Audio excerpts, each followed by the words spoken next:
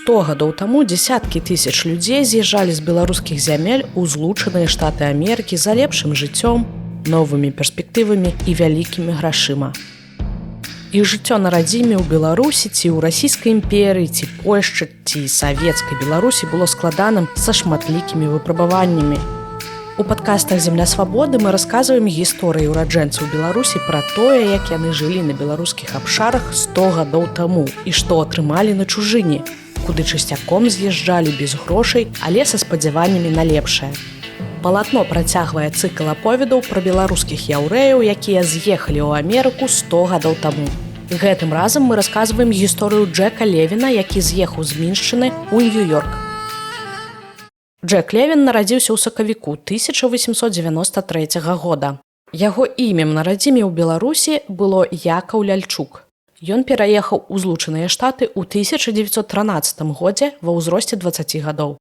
Усё жыццё ў Беларусі ён пражыў у вёсцы на Міншчыне, зусім непадалёк ад Мінска. У яго вёсцы, якую ён называе сялом, бо ў мясцовасці была царква, было ўсяго 2 вуліцы. Там жа была мясцовая адміністрацыя. Я памятаю, што сяляне з суседніх вёсак прыязджалі ў нядзелю ці на нейкае свята да царквы, яны прыходзілі да мясцовага святара. Я памятаю, што сяляне з суседніх вёсак прыязджалі ў нядзелю ці на нейкае свята да царквы. Яны прыходзілі да мясцовага святара. Святар быў у царкве кожную нядзелю, размаўляў з імі, нешта прамаўляў перад імі. І вось таму гэта было чымсьці большым, чым вёска, гэта было сяло, бо там было праўленне, царква, святары і некалькі ваенных людзей. Яны называлі іх раднікамі. Бацьку Джека звалі Абрам, ён быў вельмі рэлігійным чалавекам. Абрам працаваў цесляром, рабіў мэблю, сталы, крэслы, ложкі. У асноўным заказчыкамі былі сяляне, якія куплялі мэблю ў свае хаты. Хата – гэта значыць дом. Быў толькі адзін паверх, адразу ад зямлі. Ты заходзіш у хату з вуліцы і адразу трапляеш у дом. Можна сказаць, што столі там былі высокія. У хаце было невялікае акно, і гэта былі дамы, пераважна сялян. Бацька Джека сам збудаваў уласны дом. У гэтым яму дапамагалі мясцовыя сяляне. Будаўніцтвам дому Абрам займаўся гадамі. У атрыманні зямлі пад дом сям'і дапамаглі ўсё тыя ж мясцовыя сяляне, калі Абрам вярнуўся з царскай арміі. Дарэчы, той служыў пры бацьку апошняга расійскага імператара Александра III. Маці Джека звалі Хая, у дзявоцтве Руднік. Джек з цеплынёй успамінае адносіны бацькоў і кажа, што яны ніколі не сварыліся, моцна кахалі адзін аднаго. Маці таксама зарабляла добрыя грошы, бо працавала швачкай. Адносіны паміж яўрэямі і хрысціянамі былі добрымі, успамінае Джек. Ён адзначае, што ўрад быў настроены негатыўна ў адносінах да яўрэяў, але людзі адносіліся па-добраму. Але былі і выключэнні. Суседзі заўсёды прыходзілі да бацькі Джека ў госці. Ён расказвае, што падчас рэвалюцыі яго бацькі заставаліся на радзіме, і іх выратавалі ад бандытаў суседзі. Ужо пасля, калі бацька з'язджаў адтуль, то ў якасці падзякі пакінуў дом чалавеку, які выратаваў яго. Бацькі Джека пераехалі ў ЗША амаль праз 10 гадоў пасля пераезду іх сына ў 1921 годзе. А што наконт Джека? Бліжэй да ад'езду Джека з расійскай імперыі ўсе навокал казалі, што хутка пачнецца вайна. Ішоў 1913 год. Хлопцу было 20 гадоў.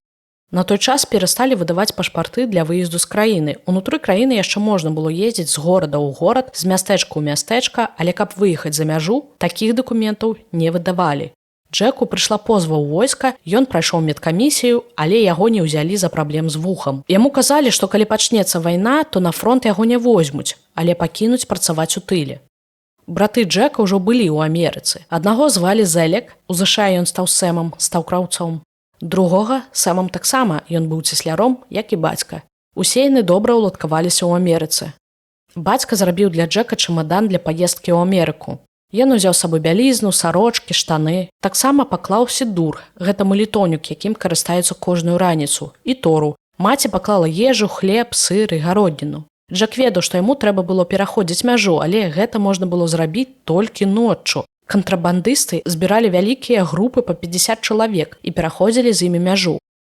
Гэта было сярод ночы, у ноч з нядзелі. Чаму менавіта ночы ў нядзелю? Бо ў такія ночы на мяжы менш вартавых. І вёў нас адзін чалавек. Ён быў вайсковец, нёс з сабой доўгую белую палку, выразаную з дрэва. Мы мусілі глядзець на яго і сачыць, куды ён павярне. Сюды ці туды. Я страціў адзін бот, бо было вельмі мокра. Бруд, вельмі брудна і вельмі цёмна. Не было святла ўвогуле. Адзінае святло тое, што было ўначы на небе, але ліхтароў там не было. Мы ішлі, сачылі за гэтай палкай, ішлі за чалавекам, што нёс яе. Так пераходзілі мяжу. Я страціў бот, уже не мог ісці далей. Наступіў у глыбокую лужыну, застаўся ззаду. Уся група, чалавек 20-50, ужо была далёка наперадзе, а я застаўся адзін.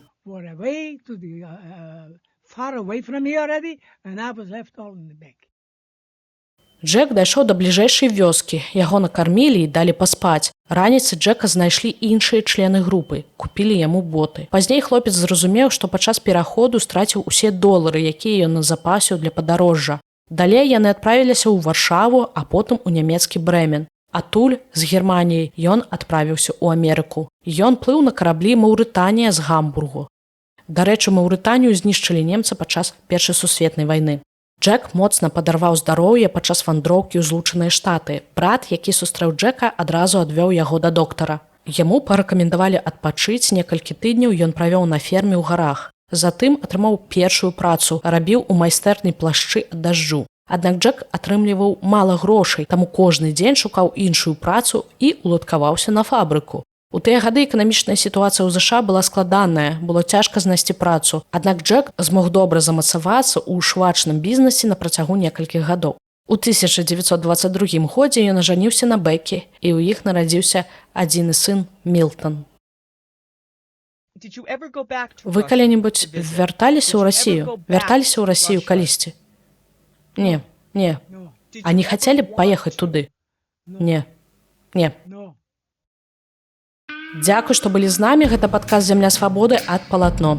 У наступным эпізодзе мы раскажам гісторыю яшчэ аднаго ўраджэнца Беларусі Майера Гарбуса.